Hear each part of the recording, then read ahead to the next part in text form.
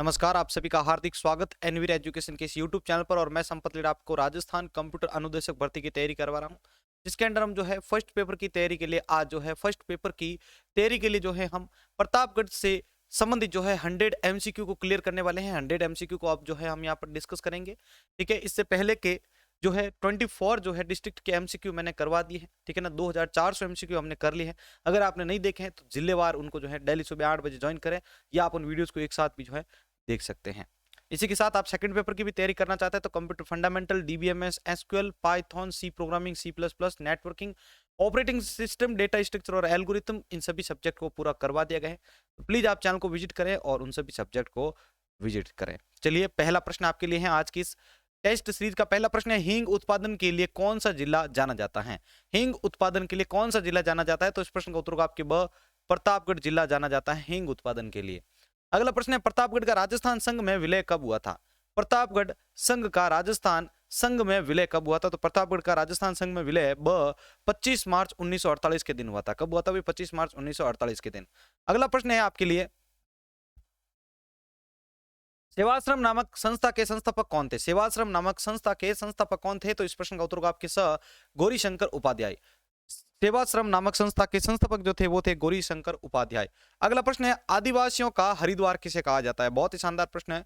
आदिवासियों का हरिद्वार किसे कहा जाता है? तो आदिवासियों का हरिद्वार आपके गौतमेश्वर को कहा जाता है। किसको कहा जाता है भाई? आपके गौतमेश्वर को कहा जाता है आदिवासियों का हरिद्वार। आगे बढ़ते हैं प्रश्न संख्या 5 की ओर। पांचवा प्रश्न आपके लिए, सीता माता का मेला कब भरता है? सीता माता का जो मेला है वो कब भरता है? तो सीता माता का मेला आपके ज्येष्ठ अमावस्या के दिन भरता है सीता माता का मेला। अगला प्रश्न है, प्रतापगढ़ की मुख्य भाषा कौन सी है? प्रतापगढ़ की मुख्य भाषा कौन सी है? तो प्रतापगढ़ की मुख्य भाषा मालवी भाषा है। सीता माता अभ्यारण्य कितने जिलों में फैला हुआ है? सीता माता अभ्यारण्य जो है वो आपके कितने जिलों में फैला हुआ है? 2 जिलों में फैला हुआ है। ब वाला ऑप्शन सही होता है। अगला प्रश्न है, प्रतापगढ़ वन्य जीव अभ्यारण्य किस किस जिले में है? प्रतापगढ़ वन्य जीव अभ्यारण्य किस किस जिले में है? तो इस प्रश्न का उत्तर होगा आपके द, अ और ब दोनों में, यानी चित्तौड़गढ़ और प्रतापगढ़। चित्तौड़गढ़ और प्रतापगढ़ में प्रतापगढ़ वन्य जीव अभ्यारण्य जो है स्थित है। अगला प्रश्न, स्वतंत्रता प्राप्ति के पश्चात प्रतापगढ़ एक स्वतंत्र जिला बन गया है और उसे चित्तौड़गढ़ में कब मिला दिया गया था? स्वतंत्रता प्राप्ति के पश्चात प्रतापगढ़ एक स्वतंत्र जिला बनाया गया और इसे जो है चित्तौड़गढ़ में कब मिलाया गया था? तो इस प्रश्न का उत्तर होगा आपके 1952 में। अगला प्रश्न है, सीता माता अभ्यारण्य में पेंगोलिन पक्षी को स्थानीय भाषा में क्या कहते हैं? सीता माता अभ्यारण्य में पेंगोलिन पक्षी को स्थानीय भाषा में क्या कहा जाता है? ब, आडा हुपा। क्या कहा जाता है? आडा हुपा कहा जाता है। सीता माता अभ्यारण्य में जो पाया जाता है पेंगोलिन पक्षी, उसको स्थानीय भाषा में आडा हुपा कहा जाता है। अगला प्रश्न है, कांठल का ताजमहल किसे कहा जाता है? कांठल का ताजमहल किसे कहा जाता है? तो कांठल का जो ताजमहल है वो आपके काका जी की दरगाह को कहा जाता है। कांठल का ताजमहल काका जी की दरगाह को कहा जाता है। अगला प्रश्न है, प्रतापगढ़ जिले का निर्माण कितने जिलों को मिलाकर किया गया है? प्रतापगढ़ जिले का निर्माण कितने जिलों को मिलाकर किया गया है? तो प्रतापगढ़ जिले का निर्माण कितने जिलों को मिलाकर किया गया भाई? आपके 3 जिलों को मिलाकर किया गया है। अगला प्रश्न है, प्रतापगढ़ जिले का गठन कितनी तहसीलों को मिलाकर किया गया है? प्रतापगढ़ जिले का गठन कितनी तहसीलों को मिलाकर किया गया है? तो इस प्रश्न का उत्तर होगा आपके 5 तहसीलों को मिलाकर किया गया है। अगला प्रश्न है, निम्न में से कौन सी तहसील प्रतापगढ़ जिले में नहीं है? निम्न में से कौन सी तहसील प्रतापगढ़ जिले में नहीं है? बड़ी सादड़ी, जबकि इसके अलावा छोटी सादड़ी, अरनोद और धारियावाद, ये आपके जो है किस प्रतापगढ़ जिले के अंदर जो है उपस्थित तहसील है। अगला प्रश्न है, प्रतापगढ़ जिले का परिवहन कोड क्या है? प्रतापगढ़ जिले का परिवहन कोड क्या है? तो प्रतापगढ़ जिले का परिवहन कोड RJ35 है। अगला प्रश्न है, प्रतापगढ़ क्रमानुसार कौन सा जिला है? प्रतापगढ़ जो है क्रम अनुसार कौन सा जिला है? तो इस प्रश्न का उत्तर होगा आपके 33वां जिला है। अगला प्रश्न है, कांटल का हरिद्वार किसे कहा जाता है? कांटल का हरिद्वार किसे कहा जाता है? द अरनोद को कहा जाता है कांटल का हरिद्वार। अगला प्रश्न है, मंदाकिनी गंगा कुंड किससे संबंधित है? मंदाकिनी गंगा कुंड किससे संबंधित है? तो मंदाकिनी गंगा कुंड जो है वो आपके किससे संबंधित है भाई? आपके, तो इस प्रश्न का उत्तर होगा आपके गौतमेश्वर मेला से संबंधित है मंदाकिनी अग्निकुंड। अगला प्रश्न है, प्रतापगढ़ की स्वर्ण नगरी किसे कहते हैं? प्रतापगढ़ की स्वर्ण नगरी किसे कहते हैं? द छोटी सादरी को कहा जाता है प्रतापगढ़ की स्वर्ण नगरी। अगला प्रश्न है, सोनेलाव तालाब का निर्माण किसने करवाया था? सोनेलाव तालाब का निर्माण किसने करवाया था? ब दलपत सिंह ने करवाया था सोनेलाव तालाब का निर्माण। रघुनाथ द्वारा नामक मंदिर किसने बनवाया था? रघुनाथ द्वारा मंदिर जो है वो आपके किसने बनाया था? तो रघुनाथ द्वारा नामक जो मंदिर है वो आपके सामंत सिंह ने बनवाया था। किसने बनवाया था? क्या सामंत सिंह ने बनवाया था। मानसरोवर नामक तालाब का निर्माण किसने करवाया था? मान सरोवर नामक तालाब का निर्माण किसने करवाया था? मन भावती ने करवाया था मान सरोवर नामक तालाब का निर्माण।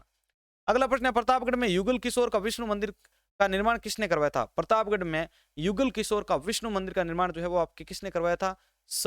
दौलत कंवरी ने करवाया था। अगला प्रश्न है, चंद्रशेखर शिव मंदिर का निर्माण किसने करवाया था? चंद्रशेखर शिव मंदिर का निर्माण किसने करवाया था? चंदन कौरी ने। चंद्रशेखर शिव मंदिर का निर्माण किसने करवाया था? भाई आपके चनन कौरी ने करवाया था। अगला प्रश्न है, किस शासक ने जहांगीर के सेनापति महावत खां को शरण दी थी? किस शासक ने जहांगीर के सेनापति महावत खां को शरण दी थी? सिंहा ने दी थी। अगला प्रश्न है, किस शासक ने अपने चाचा कांधल को हल्दीघाटी युद्ध में महाराणा प्रताप की ओर से युद्ध लड़ने के लिए भेजा था? किस शासक ने अपने चाचा कांधल को हल्दीघाटी युद्ध में महाराणा प्रताप की ओर से युद्ध लड़ने के लिए भेजा था?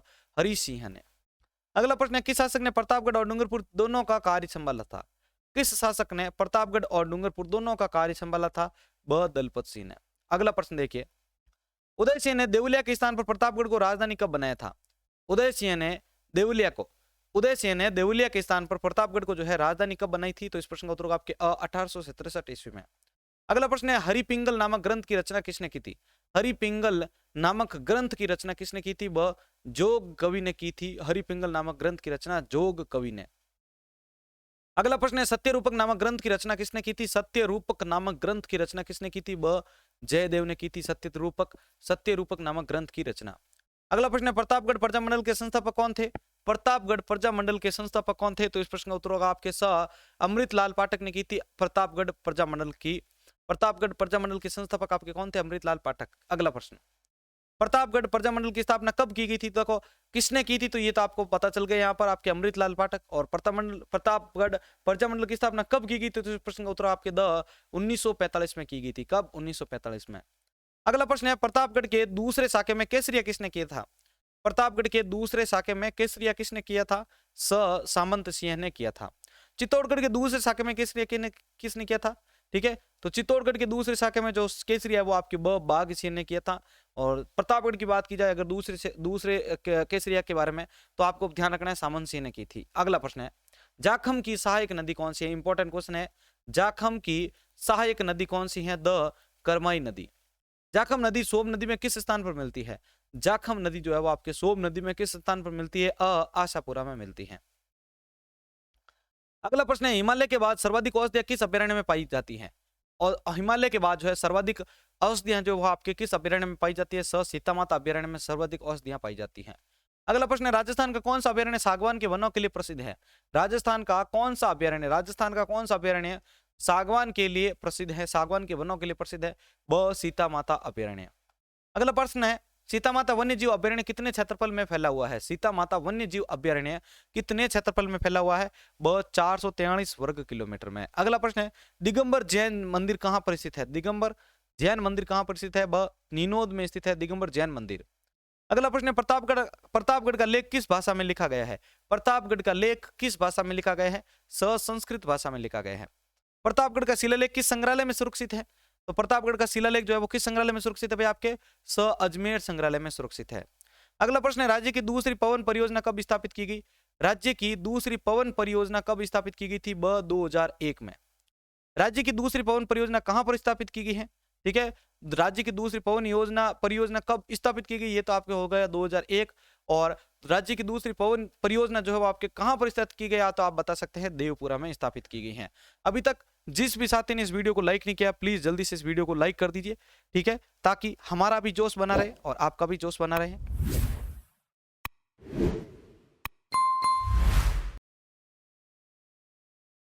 अगला प्रश्न देखिए साथियों,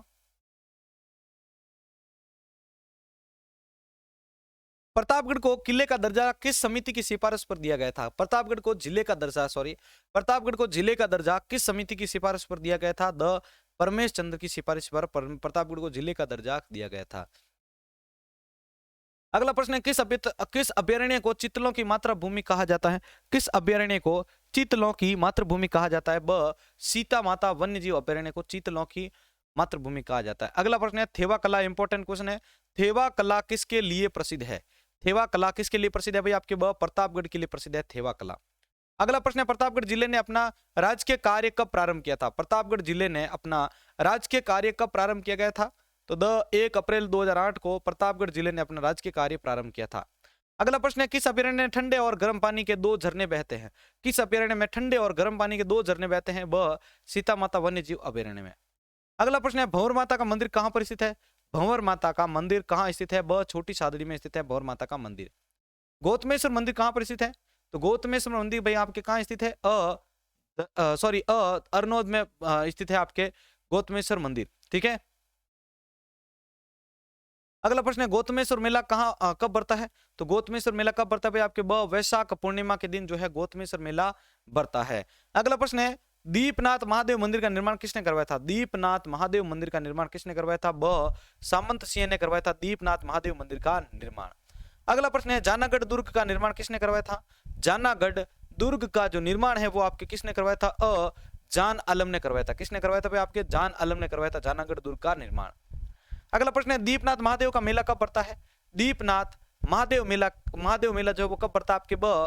वैशाख पूर्णिमा के दिन। अगला प्रश्न है, थेवा कला में मुख्यतः किसका प्रयोग किया जाता है? थेवा कला में मुख्यतः कौन से कलर का प्रयोग किया जाता है? हरे रंग का प्रयोग किया जाता है। थेवा कला में किस पर चित्रांकन किया जाता है? थेवा कला में किस पर चित्रांकन किया जाता है? वह सोने पर किया जाता है। थेवा कला का जनक किसे कहा जाता है? इंपॉर्टेंट क्वेश्चन है। थेवा कला का जनक किसे कहा जाता है? इस प्रश्न का उत्तर आपके सर नाथूजी सोनी को कहा जाता है थेवा कला का जनक। थेवा कला जो है वो आपके सोने पर की जाती है और इसके अंदर आपके जो कलर होता है वो आपके कौन सा यूज होता है? आपके हरा कलर। अगला प्रश्न, प्रतापगढ़ का लेख किस समय का है? प्रतापगढ़ का जो लेख है वो किस समय का माना जाता है? 942 ईस्वी का माना जाता है प्रतापगढ़ का लेख। अगला प्रश्न है, प्रतापगढ़ का लेख किसके समय का है? देखो प्रतापगढ़ का लेख किस समय का है यार, अगर आपको पूछे तो आप बता सकते हैं 942। और प्रतापगढ़ का लेख किस समय का है तो आप बताएंगे यहाँ पर भरत भट्ट सेकंड का, ठीक है ना, भरत भट्ट द्वितीय का, सॉरी। प्रतापगढ़ का शिलालेख किस राजवंश से संबंधित है? प्रतापगढ़ का शिलालेख किस राजवंश से संबंधित है? वह प्रतिहार वंश से संबंधित है। अगला प्रश्न है, प्रतापगढ़ जिले के प्रथम कलेक्टर कौन थे? तो प्रतापगढ़ जिले के प्रथम कलेक्टर कौन थे? डॉक्टर पृथ्वीराज थे प्रतापगढ़ जिले के प्रथम कलेक्टर, डॉक्टर पृथ्वीराज। अगला प्रश्न है, प्रतापगढ़ के पहले पुलिस अधीक्षक कौन थे? तो प्रतापगढ़ जिले के पहले पुलिस अधीक्षक कौन थे? वह शिवलाल जोशी थे। अगला प्रश्न है, काव्य कुसुम की रचना किसने की थी? काव्य कुसुम की रचना किसने की थी? प्रतापगढ़ ने की थी, ठीक है। किसने की थी? सॉरी, प्रताप सिंह ने की थी। काव्य कुसुम की रचना किसने की थी? प्रताप सिंह ने की थी। अगला प्रश्न है, श्री भुवनेश्वरी देवी जनना अस्पताल का निर्माण किसने करवाया था? श्री भुवनेश्वरी देवी जनना अस्पताल का निर्माण किसने करवाया था? तो श्री भुवनेश्वरी देवी जनना अस्पताल का निर्माण राम सिंह ने करवाया था। अगला प्रश्न है आपके लिए, देवलिया में रसिक बिहारी मंदिर का निर्माण किसने करवाया था? देवलिया में रसिक बिहारी मंदिर का जो निर्माण है वो किसने करवाया था? वह केसरी कंवरी ने करवाया था। देवलिया में रसिक बिहारी मंदिर का निर्माण किसने करवाया था? आपके केसरी कंवरी ने करवाया था। अगला प्रश्न है, देवलिया में पोस्ट ऑफिस की स्थापना किसने की थी? देवलिया में पोस्ट ऑफिस की स्थापना किसने की थी? रघुनाथ सिंह ने की थी देवलिया में पोस्ट ऑफिस की स्थापना। अगला प्रश्न है, किस शासक के समय प्रतापगढ़ में सती प्रथा एवं कन्यावध पर जो है रोक लगाई गई थी? किस शासक के समय प्रतापगढ़ में सती प्रथा एवं कन्यावध पर रोक लगाई गई थी? तो किस शासक के समय भाई ये आपके हुए था कन्यावध एवं सती प्रथा पर रोक लगाई गई थी? उदय सिंह के। अगला प्रश्न है, रामचंद्र जी के मंदिर का निर्माण किसने करवाया था? रामचंद्र जी के मंदिर का निर्माण किसने करवाया था? तो रामचंद्र जी के जो मंदिर है उनका निर्माण आपके उदय सिंह ने करवाया था। रामचंद्र जी के मंदिर का निर्माण किसने करवाया था भाई? आपके उदय सिंह ने करवाया था रामचंद्र जी के मंदिर का निर्माण। अगला प्रश्न है आपके, प्रतापगढ़ को राजधानी किसने बनवाया था? प्रतापगढ़ को राजधानी किसने बनाया था? तो इस प्रश्न का उत्तर आपके उदय सिंह ने बनाया था प्रतापगढ़ को अपनी राजधानी। 1857 की क्रांति के समय प्रतापगढ़ के शासक कौन थे? 1857 की क्रांति के समय प्रतापगढ़ के शासक कौन थे? उदय सिंह थे। अगला प्रश्न है, प्रतापगढ़ की स्थापना कब की गई थी? तो प्रतापगढ़ की स्थापना कब की गई थी आपके भाई? 1699 ईस्वी में प्रतापगढ़ की स्थापना 1699 ईस्वी में की गई थी। अगला प्रश्न है, प्रतापगढ़ की स्थापना किसने की थी? इंपॉर्टेंट क्वेश्चन है, याद रखिएगा। प्रतापगढ़ की स्थापना किसने की थी? प्रताप सिंह ने की थी। ये पॉइंट आपको प्र याद रखिएगा आपको, ठीक है। प्रतापगढ़ में प्रताप सिंह से प्रतापगढ़ की स्थापना। अगला, देवलिया के किस शासक ने सर्वप्रथम मुगलों की अधीनता स्वीकार की थी? देवलिया के किस शासक ने सर्वप्रथम मुगलों की अधीनता जो है वो स्वीकार की थी? हरि सिंह ने की थी। देवलिया को राजधानी किसने बनाया था? देवलिया को राजधानी जो है वो आपके किसने बनाया था? विक्रम सिंह ने बनाया था देवलिया को राजधानी। अगला, देवलिया की स्थापना कब की गई थी? देवलिया की स्थापना कब की गई थी? 1508 ईस्वी में। देवलिया की स्थापना किस शासक ने की थी? ठीक है, प्रतापगढ़ की स्थापना आपको पता ही है, प्रताप सिंह ने। अभी क्वेश्चन यहाँ पर है कि आपके देवलिया की स्थापना जो है वो आपके किस शासक ने की थी? द सूरजमल ने की थी। अगला प्रश्न देखिए, प्रतापगढ़ के शासक उपाधि लगाते थे, प्रतापगढ़ के शासक जो है वो कौन सी उपाधि लगाते थे? महारावल की उपाधि लगाते थे। प्रतापगढ़ के शासक क्या कहलाते थे? अच्छा प्रश्न है, इंपॉर्टेंट। प्रतापगढ़ के जो शासक है वो क्या कहलाते थे? सूर्यवंशी कहलाते थे प्रतापगढ़ के शासक, सूर्यवंशी। अगला प्रश्न है, प्रताप प्रशस्ति की रचना किसने की थी? प्रताप प्रशस्ति की रचना किसने की थी? कवि कल्याण ने की थी प्रताप प्रशस्ति की रचना। अगला प्रश्न है, हरिभूषण महाकाव्य किसकी रचना है? हरिभूषण महाकाव्य जो है आपकी किसकी रचना है? गंगाराम की रचना है। अगला प्रश्न है, राजस्थान एकीकरण के समय प्रतापगढ़ का शासक कौन था? राजस्थान के एकीकरण के समय प्रतापगढ़ का शासक कौन था? राम सिंह था। अगला प्रश्न है, प्रतापगढ़ जिले का क्षेत्रफल कितना है? प्रतापगढ़ जिले का क्षेत्रफल कितना है? 4117 वर्ग किलोमीटर। प्रतापगढ़ जिले का क्षेत्रफल कितना है? तो प्रतापगढ़ जिले का क्षेत्रफल 4117 वर्ग किलोमीटर है। प्रतापगढ़ जिले का जनघनत्व कितना है 2011 के अनुसार? प्रतापगढ़ जिले का जनघनत्व कितना भाई 2011 के अनुसार? तो इस प्रश्न का उत्तर होगा आपके 195 है एक प्रतापगढ़ जिले का जनघनत्व 2011 के अनुसार। अगला प्रश्न है, प्रतापगढ़ जिले का लिंगानुपात कितना है 2011 के अनुसार? प्रतापगढ़ जिले का लिंगानुपात कितना है 2011 के अनुसार? 983। अगला प्रश्न है, प्रतापगढ़ जिले की साक्षरता दर कितनी है 2011 के अनुसार? तो प्रतापगढ़ जिले की साक्षरता दर कितनी है 2011 के अनुसार? वह 56% है। प्रतापगढ़ जिले का गठन कब हुआ था? प्रतापगढ़ जिले का गठन जो है वो आपके कब हुआ था? 26 जनवरी 2008 को। प्रतापगढ़ जिले का गठन 26 जनवरी 2008 को किया गया था। अगला प्रश्न है, जाखम बांध की ऊंचाई कितनी है? जाखम बांध की ऊंचाई कितनी है? 81 मीटर। जाखम बांध की ऊंचाई कितनी है भाई आपके? 81 मीटर है जाखम बांध की ऊंचाई। अगला प्रश्न है, राजस्थान का सबसे ऊंचा बांध कौन सा है? राजस्थान का सबसे ऊंचा बांध कौन सा है? तो राजस्थान का सबसे ऊंचा बांध जाखम बांध है। अगला प्रश्न है, जाखम बांध का शिलान्यास कब किया गया था? जाखम बांध का जो शिलान्यास है वो आपके कब किया गया था? तो जाखम बांध का शिलान्यास आपके अनूपपुरा में किया गया था। सॉरी, शिलान्यास कब किया गया था? सॉरी, तो इसमें आपके 1968 में किया गया था जाखम बांध का शिलान्यास। और अब बात है कि जाखम बांध स्थित कहां पर है? तो आप बताना है आपको, अनूपपुरा में स्थित है जाखम बांध, अनूपपुरा। अगला प्रश्न है, सीता माता वन्य जीव अभयारण्य की स्थापना कब की गई थी? सीता माता वन्य जीव अभयारण्य की स्थापना कब की गई थी? 1979 में की गई थी सीता माता वन्य जीव अभयारण्य की स्थापना। ठीक है, इसी सीता माता वन्य जीव अभयारण्य में एक झरना गर्म और एक जो है आपके ठंडे पानी का बहता है, ये भी आपको ध्यान रखना है। सीता माता अभयारण्य में चौसिंगा को स्थानीय भाषा में क्या कहा जाता है? सीता माता अभयारण्य में चौसिंगा को स्थानीय भाषा में क्या कहा जाता है? चौसिंगा को, तो इस प्रश्न का उत्तर होगा आपके भेड़ल। क्या कहा जाता है? भेड़ल। अगला प्रश्न है, आपके सीता माता अभयारण्य में चौसिंगा चली हो चुकी है भेड़ल। भंवर समेला, भंवर समेला परियोजना का संबंध किस जिले से है? भंवर समेला परियोजना का संबंध किस जिले से है? प्रतापगढ़ जिले से। अगला प्रश्न है, राधा नगरी के नाम से किस जिले को जाना जाता है? राधा नगरी के नाम से किस जिले को जाना जाता है? तो राधा नगरी के नाम से प्रतापगढ़ जिले को जाना जाता है। छोटी माची साहिब का किला जो है वो आपके किस जिले में स्थित है? छोटी माची साहिब का किला किस जिले में स्थित है? इस प्रश्न का उत्तर होगा आपके प्रतापगढ़ जिले में स्थित है। सीता माता अभयारण्य किसके लिए प्रसिद्ध है? तो सीता माता किसके लिए प्रसिद्ध है भाई? आपके अभयारण्य जो है वो आपको किसके लिए प्रसिद्ध है? उड़न गिलहरियों के लिए प्रसिद्ध है सीता माता अभयारण्य। ठीक है, और ये चितलों की मातृभूमि कहा जाता है आपके सीता माता अभयारण्य। राजस्थान का एकमात्र जिला जिसमें कोई रेल मार्ग नहीं है, राजस्थान का एकमात्र कौन सा जिला जिसमें कोई भी रेल मार्ग नहीं है? प्रतापगढ़ जिला। अगला प्रश्न है, कांठल नगरी किस जिले को कहा जाता है? कांठल नगरी किस जिले को कहा जाता है? प्रतापगढ़ जिले को कहा जाता है। प्रतापगढ़ जिले को कहा जाता है कांठल नगरी। और आज की इस टेस्ट सीरीज का लास्ट 100 प्रश्न है, बागदरी परियोजना का संबंध किस जिले से है? बागदरी परियोजना का संबंध किस जिले से है? वह प्रतापगढ़ जिले से है। बागदरी परियोजना का संबंध, इसी जिले में कोई भी रेल मार्ग नहीं है। तो साथियों, ये थे हमारे आज के टॉप 100 प्रतापगढ़ जिले से संबंधित इंपॉर्टेंट MCQ क्वेश्चन। अगर आपको ये वीडियो अच्छी लगी है तो जल्दी से इस वीडियो को लाइक कर दें, अपने दोस्तों के साथ शेयर कर दें। ध्यान रहे, आपके लिए 20,000 सब्सक्राइबर स्पेशल जो है टेस्ट सीरीज, बड़ी टेस्ट सीरीज जो है लाई जा रही है। तो अगर आप उनको टाइम पर प्राप्त करना चाहते हैं तो प्लीज़ ज़्यादा से ज़्यादा सपोर्ट कीजिए।